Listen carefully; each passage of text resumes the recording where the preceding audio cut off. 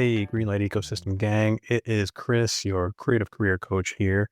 And welcome back. I'm glad to have you. And today I want to talk a little bit about documentary filmmaking because it just so happens that it has been more or less the bread and butter for me for the last 10 years or so since moving to Atlanta, Georgia, which is where I do most of my production out of. It's fascinating because it is not exactly where I expected myself to land once I decided to get into film back in college, and it has turned out to be an extremely cool and gratifying experience for lots of reasons. I didn't, like I said, I didn't consider it seriously at first. Although, I do like documentaries. I have always liked documentaries, probably starting from early in middle school, high school, when I would see some really interesting docs on HBO at the time, which was, one of the better places to see them at home rather than going to the theater. But I didn't really think of them as a real kind of possibility for me as a kind of filmmaker I expected myself to be eventually. And then once I started working on commercials in New York and features and shorts and music videos, I was so focused on narrative that it wasn't, like I said, until I got to Atlanta and started working with Bark Bark, which is the production company that reps me out of Atlanta. And they focus mainly on branded content. And a lot of that is documentary style. So for me, learning the the avenue of capturing real moments with real people as a way of pulling in an audience, ultimately for a brand, was really kind of an exciting introduction to me getting into documentary filmmaking that showed me how lucrative it could be as well. Because, like I said, it has been really my bread and butter for quite a while. And I anticipated when I first decided to get into commercial filmmaking that it would be, for me at least, more traditional commercials.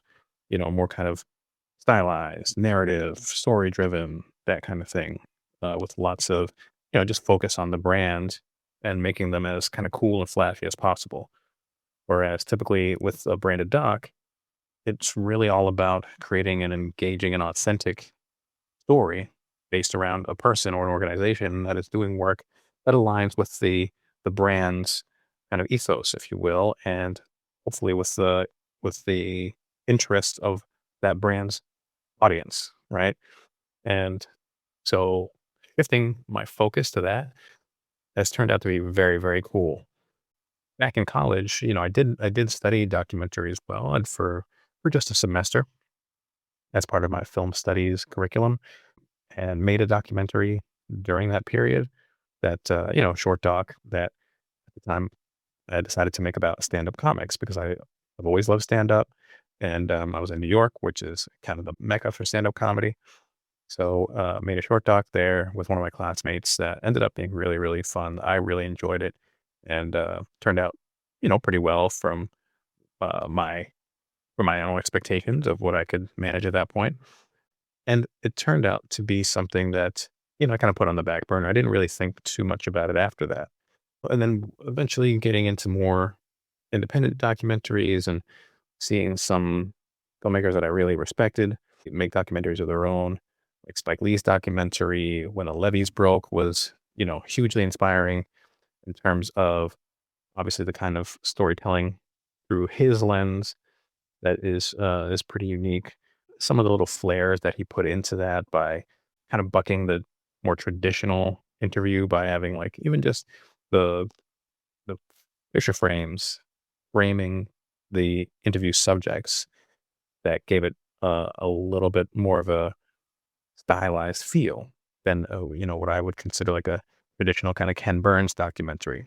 And of course, Spike put himself in it as well. He becomes kind of a character interacting with the subjects that he's interviewing. So I thought that was kind of unique.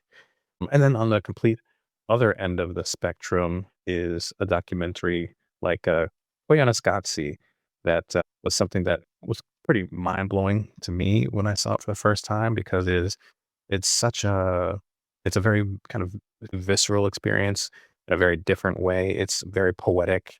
There's no dialogue in it at all, so it's all about imagery and kind of a study of humanity, our imprint on the world, on all the different parts of the world, every corner of the planet. Directed by Godfrey Reggio, and then of course the music of Philip Glass. It's just a stunning kind of take on how to tell a story without words. Something that I try to draw from as well, especially when I'm creating things on my own. So it's again, it was one of those things that I kind of put on the back burner. I didn't focus on it as something that I imagine myself creating personally, but the more I got immersed in telling real stories of real people through branded content, the more it has become something that, first of all, I'm familiar with and kind of gathering that language and the tools and my own personal style.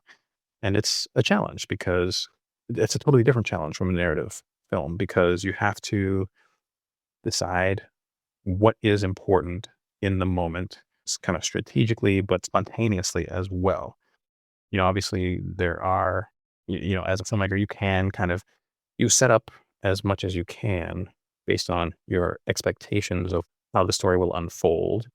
You do pre-interviews if your film is interview based so that you have a kind of direction when you start to ask questions when you're filming. And you set up, you know, certain scenes where you know that you want to capture moments out of a person's life or out of a person's day or, a group of employees or what have you that's connected to what you know they're going to be talking about in the interview or in an interview that you've already captured. So you oftentimes just want the B-roll to match the spoken part of the interview. And it doesn't always have to be like that. So more and more, my goal now, specifically with my own documentaries, is to create a little bit more poetry through the visuals, um, as well as the dialogue, if there is dialogue. So, for example, when I started capturing these short documentaries about artist friends of mine, specifically here in Italy, I decided to, instead of asking them questions like traditional interview questions about who they are, their background, their art style, what have you. I decided to give them props instead. So it would be something like when I was a little girl, and then let them repeat and then finish that sentence in order to give them a direction and let them take it from there instead of listening to my question and then formulating an answer. So it's just a different approach. And it was one that I felt kind of gave me a different rapport with the subject and like a different result also because it's just a slightly different way of pulling the subject into the moment and their response that I happen to find a little bit more, I don't know, interesting, at least in the context of these types of uh, short docs that I've been creating. And then I feel as though the opportunity to kind of use narrative techniques, things that you would see in a typical narrative film, into documentary storytelling is something that I'm always more interested in as well. And whenever I see that, it's the kind of thing that I'm like, oh man, I would love to do more of that. And a lot of times you'll see documentary branded content where they set up real, kind of full scenes that are very stylized with stylized camera setups, moves, angles, using the subject in the scene where they're almost kind of recreating not just or not specifically a real moment, but like recreating an imagined version of that moment. Something that is like almost like a dream-like episode of their life or something that inspired them to kind of give it a little bit more color, a little bit more flavor. And I think that works best, obviously, when you are drawing from the real experience, the real life of that person as much as possible. And I feel as though the opportunity there is really that in terms of making a career, it's, I think, probably the safest direction to go right now because of how much the industry is changing, how much technology is shifting, like generative AI is coming onto the scene, and it's really giving a lot of agencies and brands and creators a new way to think about how to create images faster, cheaper, that are more unique, that are more imaginative, perhaps.